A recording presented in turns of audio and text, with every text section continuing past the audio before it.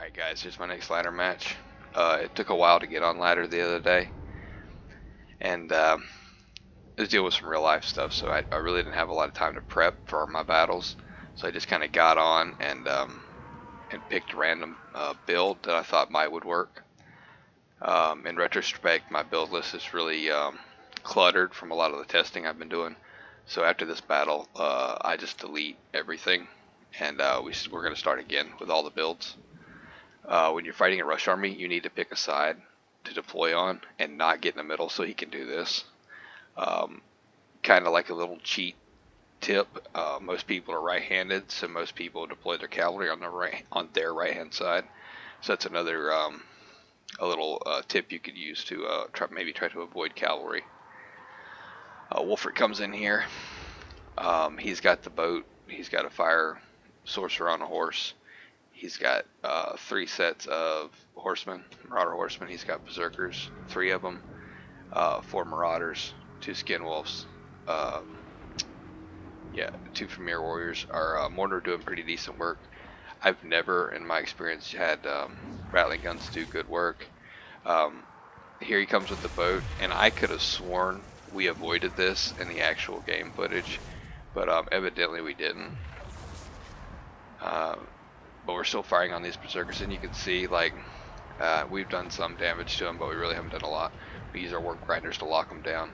Our slaves have been overrun, and our mortars are just now trying to get on the second set of berserkers. But his wolves are coming in here. We do a good split here. We miss most of that burning head. He's just going to fire on our rattling guns. We're just going to return fire. We can't chase him with these Eshin, and we're going to pull them back here in a second. But our front line is just being raffle stomped. He's just got too much heavy stuff pushing through. Our Eshin pull in to try and do something to assist the warp grinders. They just get smashed down and overrun. There's too much. And now his horsemen are going to come in here on us. We really don't have much of a choice. We can either turn back and try to get on these monsters, or stay here and get pelted to death. So we're going to come up here and try to block for this rattling gun we have online. We really have nothing left. We've been slack on our magic because of the rush. We were a little behind, and like I said, we didn't get a chance to do any practice runs, so my micro was super weak. But we're using all of our Eshish triads pretty effectively. We're trying to sweep around and pin all this cavalry in. They're going to just come straight up on the rattling guns. It's our last line of defense, really, keeping our rear from being charged. And at this point, he's just overrun me. That's a bad micro mistake with his triad. They should have swung into this fight, but realistically, there's not a lot they're going to do. That's even a bad spell that I had on Icket. I don't bring that spell, but for some reason it was in this saved file. It's probably stuff I was testing. But I was slow on my micro anyway, so it's not like it mattered. So that's another bad micro. I thought I had selected a unit that was in the actual fight, and I have one out here that had just rallied. I wasted his ability, but I'm going to sweep in and try and save my assassin if I can. But there's nothing left. There's nothing to hold. A few bits of triad are coming in and out, but he has skin wolves, familiar warriors. Everything's still online. It might not be in the greatest of shape, but Wolfric is in the best of health. There's just no win in this. It's just a slow grind to defeat. And now that he sees it's all but one, he's going to charge in here and try to finish off my leadership.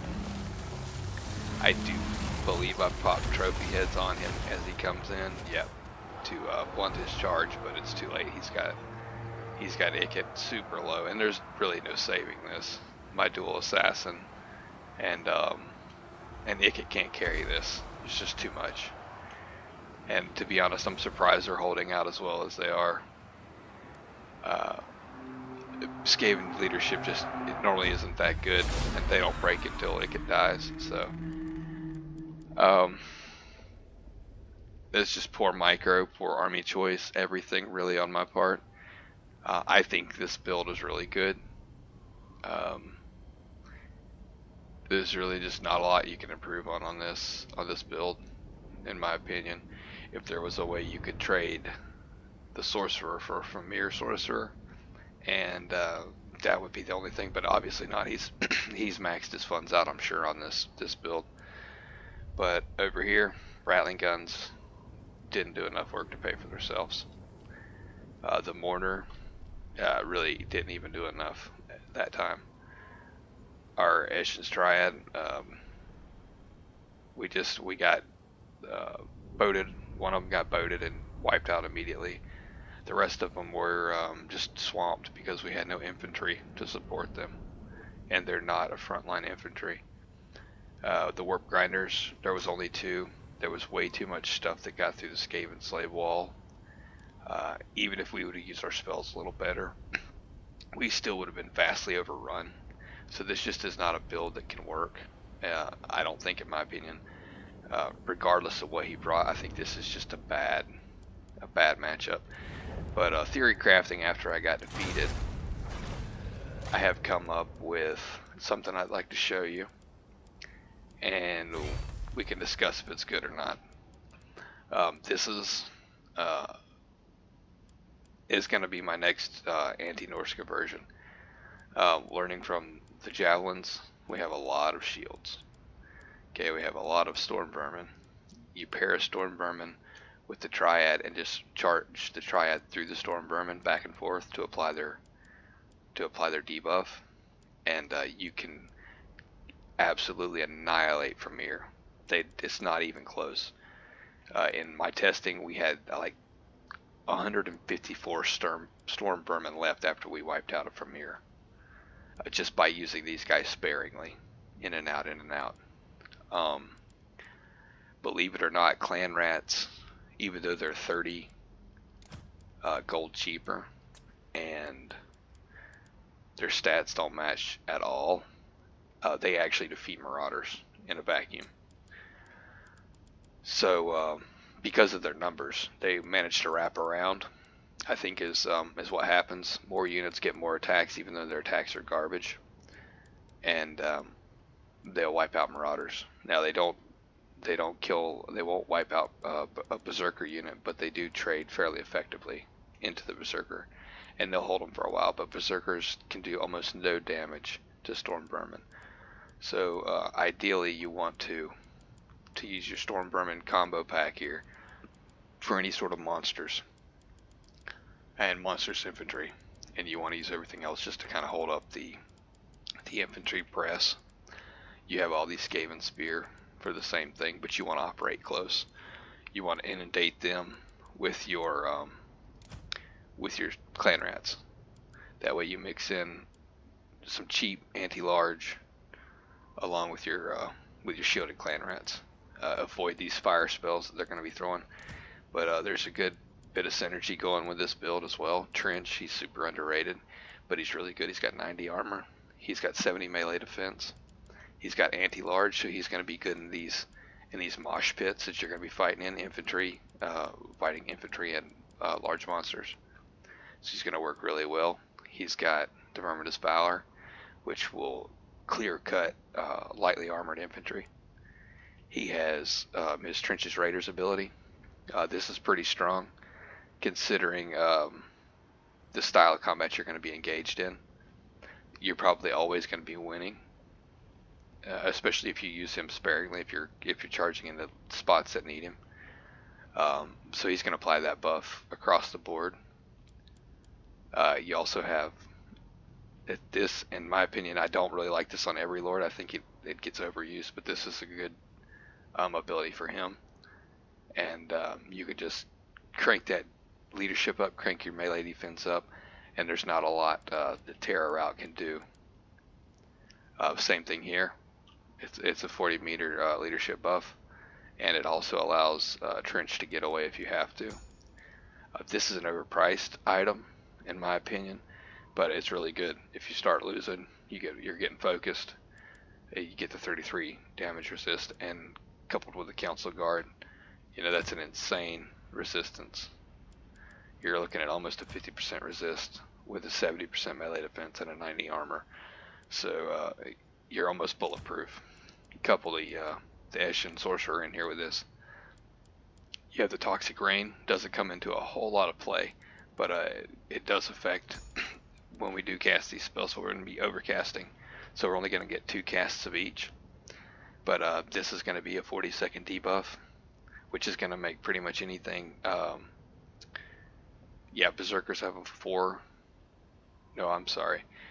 They have a 44 attack. What is their defense?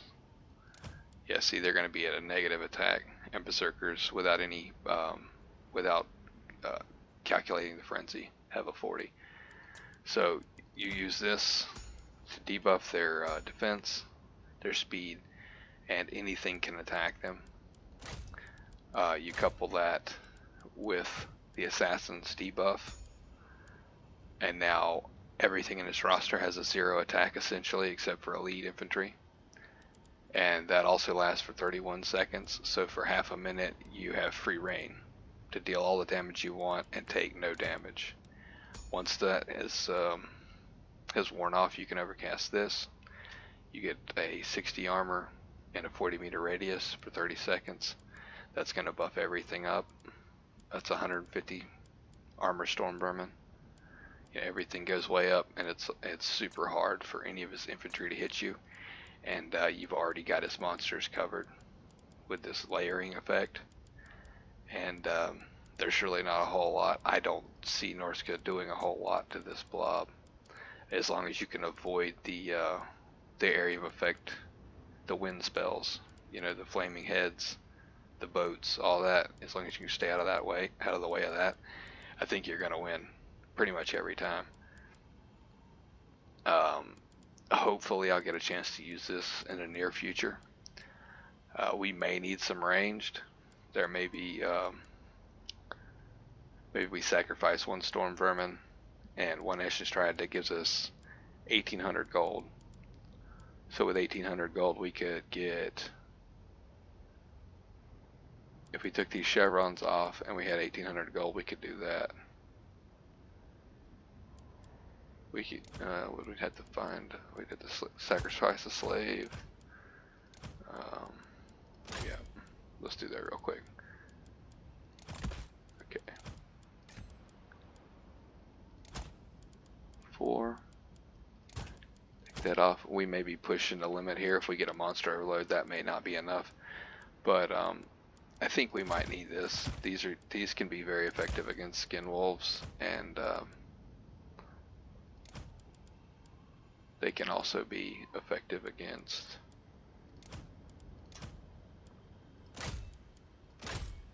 you can spend that gold how you want. They can be effective against skin wolves. They can be effective against mammoths, because mammoths don't have that much armor.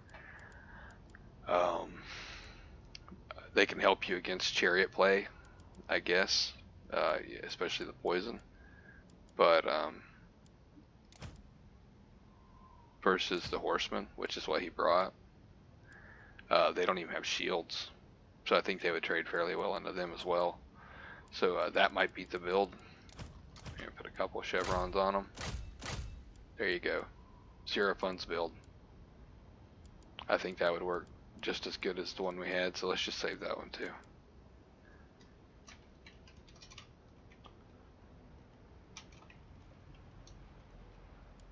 Alright, we'll try them both. And that's my take on that loss, guys. Remember, when you lose, don't lose the lesson. So this is how our loss videos will go. I'm lucky I haven't experienced too many of them, but I did learn a lot from that. And I appreciate the guy that gave me the match. Let me know what you guys think. Sorry it was so long-winded, but I figured I'd do a build breakdown to go along with it. And see you guys in the next one. Alright guys, peace.